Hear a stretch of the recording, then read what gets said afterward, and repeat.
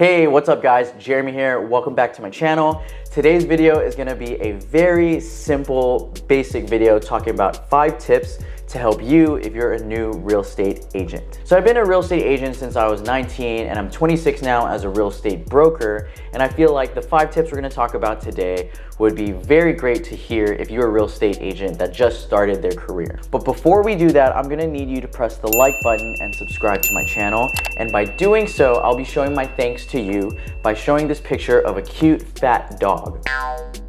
All right, cool. Let's get started. So when you start your real estate career, the very first thing you need to do before you do anything is this tip right here. And that is tip 1 is you need to create goals. You need to know where you're going and kind of have an understanding or a sense of direction of where you want to be at. You can't just say like, oh, I'm a real estate agent now, I'm just gonna go sell houses. You need to ask yourself like, how many homes do you want to sell at the end of the year? Do you want to sell 3 homes? Do you want to sell 5 homes?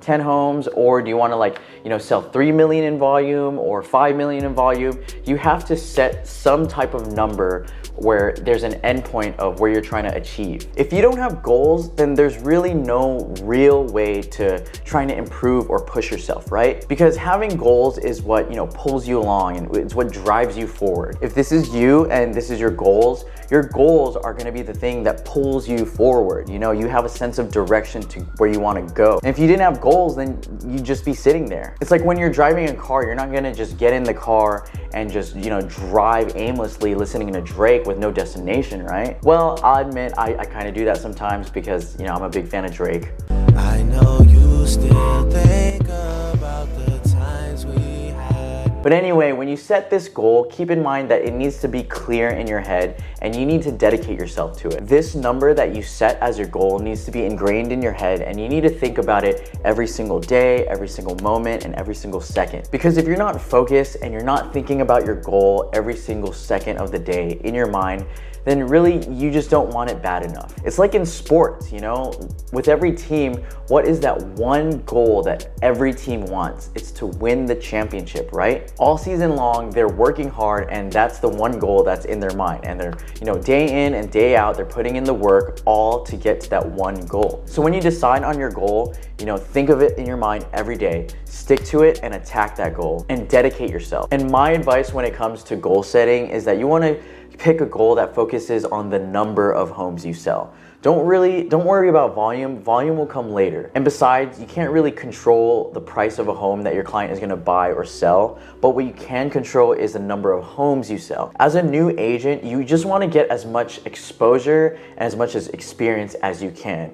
Every single transaction is another client and every client is a new experience. And in the beginning, you just want to get as much experience as possible. So that right there is probably the biggest tip that I have to offer for you as a new real estate agent starting your career. All right, so tip number 2 is you need to find your niche. Just like growing on YouTube or starting a business, when you start your real estate career, you're also starting a business from the ground up. So when you start your business, you need to figure out an area or some kind of source or category where you could find your specialty. This is what finding your niche is. Or is it niche?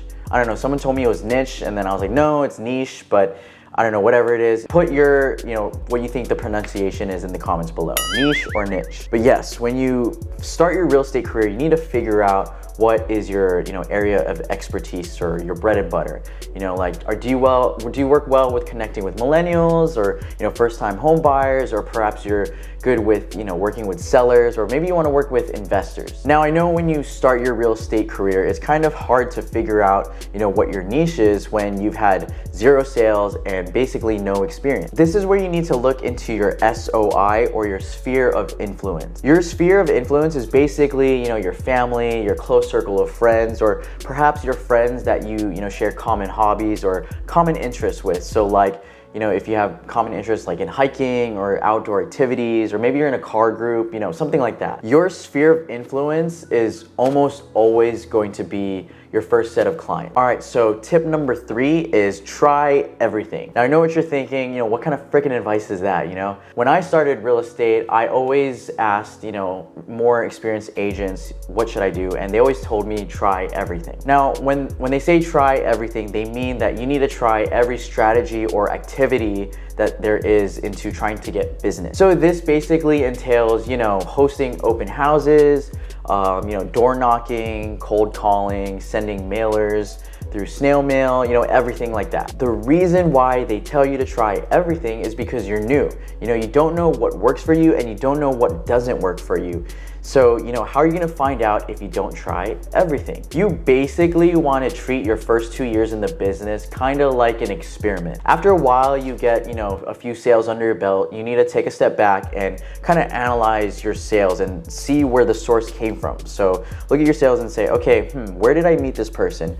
4 of my sales came from open house and 2 of my sales came from sphere of influence. So what that tells you is that you need to put more time into, open houses and as well as your sphere of influence. And when you look at the other activities that brought you nothing, like cold calling or door knocking, now I'm not gonna say, don't do those and stop those altogether, but maybe put less time into those activities and put more time into the activities that do work. Does that make sense? Just know that what works for other agents might not work for you, and what works for you might not work for other agents. That's why they tell you to try everything, because you don't know what you're good at and you don't know what you're not good at. All right, tip number 4 is networking, or going to networking events. And this is my most favorite thing to do because at these events there's always free drinks.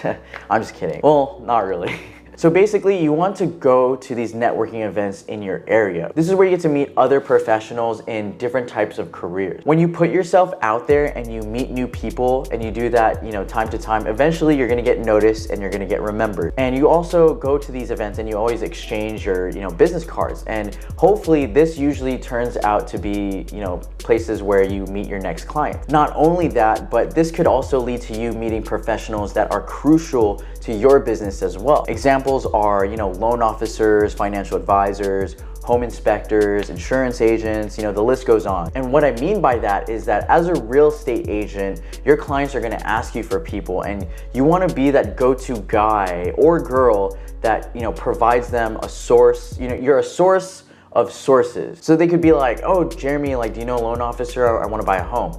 And oh yeah, I know the perfect person. Or Jeremy, I'm trying to buy life insurance. Do you know anyone? And oh yeah, I got you, here you go. As you're building these relationships with these other professionals, if you can send your clients as referrals to them, these other professionals are gonna be very appreciative of you sending business their way. And in the long run, eventually, when they meet someone that needs real estate help, the first person they're gonna think about is you, because you helped them with their business.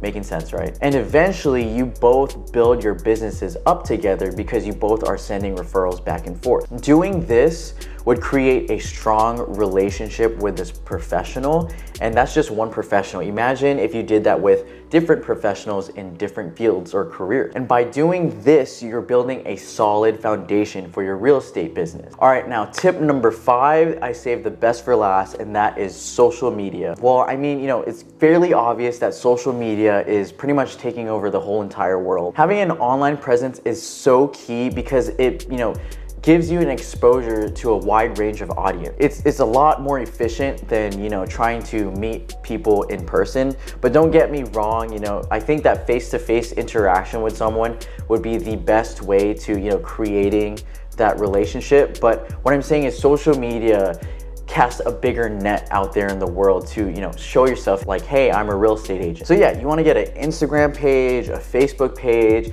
you wanna get on LinkedIn. You basically wanna be everywhere. Being on social media, in my opinion, I feel like is the best way to meet new people because it's a way to get to know someone and for them to get to know you without being too intrusive. Because when someone has you on their social media and you make real estate posts, they're gonna see it and they're gonna be like, oh wow, this person's a real estate agent and they know what they're talking about. And even though someone may not be ready to buy or sell right now, if they have you on Facebook and they see your face all the time, that kind of programs their mind to associate your name and your face whenever they think real estate, so that when they are ready to buy or sell, or they know someone like their friends or family family that is ready to buy or sell. When they think of real estate agent, the first person they're gonna think of is you. So what I like to do is, kind of combine networking with social media. So when I go to networking events, I make friends, and usually those friends introduce me to new friends. And when I do that, eventually I always find them on Facebook somehow, which is kind of weird, honestly, because I would meet someone at a networking event, and then a couple of days later,